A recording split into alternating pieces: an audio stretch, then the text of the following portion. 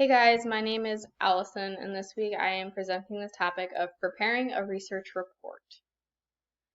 So this week there's only 2 learning outcomes that I have, and hopefully by the end of this you should be able to follow the guidelines for writing a research report and identify key elements in formatting said report.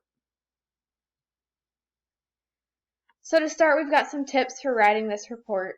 First, you want to write whatever comes to mind.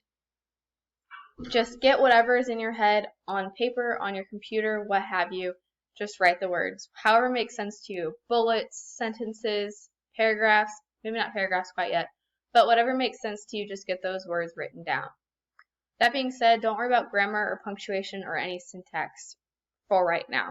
You just want to get the words written down, and the more formal aspects of the paper can come later. Just get those words written down so you have an idea of where you want to go and where you want to take your paper.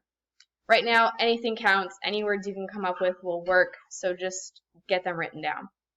Next, you want to worry about editing, and editing is so important. It's going to start at day 1, and it's going to happen every day up until the time you're about ready to turn in your paper. So make sure you're constantly editing.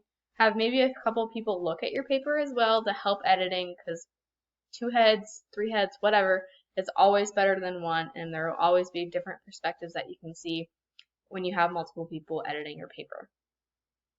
Another tip is to write at the same time every day. By doing this, you're going to set a schedule for yourself, and it's going to get you a lot further in the end. That way you're not writing so much at the very end when you're about ready to turn in the paper.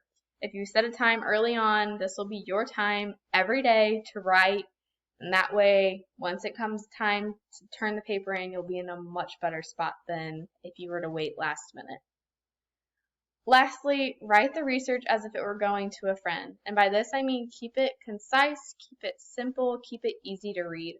I don't know if there are any other exercise science majors in this class, but if you know Dr. Mayhew or have taken a class, I have his acronym in the corner, which is KISS. Keep it simple, stupid. So by this, make your paper make sense to everyone. You don't need to add big, huge words that not everyone's going to understand. Keep it simple and you'll be golden. Next, I have a few general guidelines. And the first, there's no way around the issue of time. We only have 24 hours in the day, so you got to make all the hours count or all the minutes count. One way to try and alleviate this and help this is making the writing part of your professional life and responsibilities, because you don't want to give up your personal time to write. So keep your writing to your professional life so that way you still have time to go out and do whatever you want. Next, you want to take time to write an outline. Your report will be more organized and will read a lot more logically if you start with an outline first. And then always consider improvements. Improvements are going to happen throughout the course of this. You're going to have several drafts, and that's good. Drafts are necessary. So make sure you're always kind of editing, always recreating and rewriting. This will help make your paper a lot better in the end. You as the writer need to relate aspects of the study in a way that reflects what was found. So write what you are conveying that you need to have, and then keep the language simple. And one of the big important things that I think a lot of us forget are our spelling and grammar checks or resources that we have on our computers. Use them. There's no reason not to. They're there for a reason. Utilize them, put them into your paper, and they will help tremendously. It's only one aspect of editing, but it will help, I promise. And then find a friend to carefully proofread, find multiple friends, multiple teachers, whomever. This will really help your report sound the best it can if you can have multiple heads looking at it at the same time. So our next thing to get into is our formatting, the actual layout of the paper. And to start, we have the preliminary pages, and this includes the title page, acknowledgments page, table of contents, list of tables and figures, and then the abstract.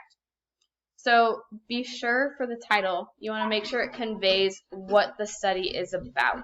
Make it easy for the reader to determine the topic. You don't need to make it some big abstract thing that we're supposed to guess what is being discussed. Make it make sense to everyone. The acknowledgments page should only contain people that played a significant role in your paper, who contributed the most to your work. You don't need to be writing and thanking everyone and their mothers and brothers and sisters and everything like that. Just give it to the people that really have helped create the paper to what it is. The table of contents should indicate the page on which each major chapter begins, and then a list of tables and figures should come after the table of contents. It's separate, and this will give you a number and a title of each table that is going to show up in the report. And then the abstract, this comes before the main body, and it's limited to only a certain number of words. Each teacher, each kind of school does the wording differently. I want to say 150 or 250 is a normal range, but I'm not 100% sure. So this is something you're going to want to make sure that your teacher tells you, or you ask your teacher how many words they're expecting for the abstract. This should describe the most important aspects of your study. The abstract should. And then next we have the main body, and this should include a lit review, a method section, procedures, a results section, and then finally a discussion of the findings.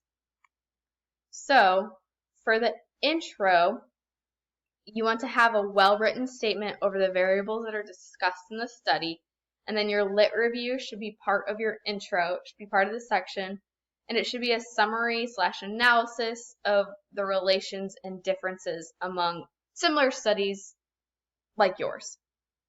Then you'll have your methods and procedures section, and this is a description of the participants, which includes why you picked who you did and various characteristics about them, so sex, age, gender, what have you, etc., etc. And then the procedures section should describe the steps the researcher followed while conducting the study. Essentially, it's a step-by-step of what exactly happened in the study.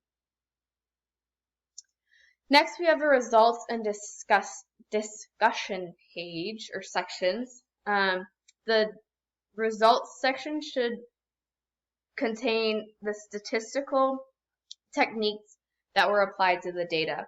So you're going to use tables, you're going to use figures, you're going to use charts to describe the exact stats that happened and occurred throughout your paper. And the last big area is the discussion section, and this will help interpret your results, draw conclusions and implications, and then make recommendations for future studies. You don't want to overgeneralize your results. Just because it happened in your study doesn't mean that's a blanket statement for all the studies. Beware of the word always. It's a trigger word. It's not. There's never always something. So just beware of your phrasing and words there. The researcher for this part should include the next steps for studies that may investigate another part of the problem in which you're studying in this paper. So future implications, what could you do next for another paper? Next, we have a reference page. Let me try and move my head here out of the way. We'll put it right down here. Anyway, so you'll have a reference and appendix section of your paper. The reference section should be a list of all the sources that are in the paper. Every entry should be in the list, and the list should, everything that's in your reference section, reference list, should be in the paper. You don't want to have random references that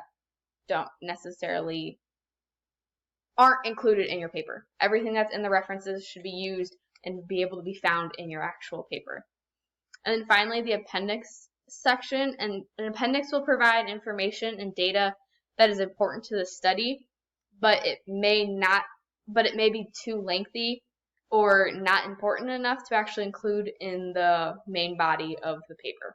So just have an appendix section that'll describe to the reader a little bit better as to what is going on in that particular section. And then we made it a summary. Now you should be able to write and edit, rewrite. It's progress, it's not perfection. The title of the report should clearly describe the purpose of the study. The researcher should make recommendations for future research.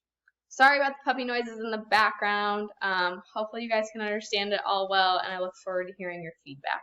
Thank you.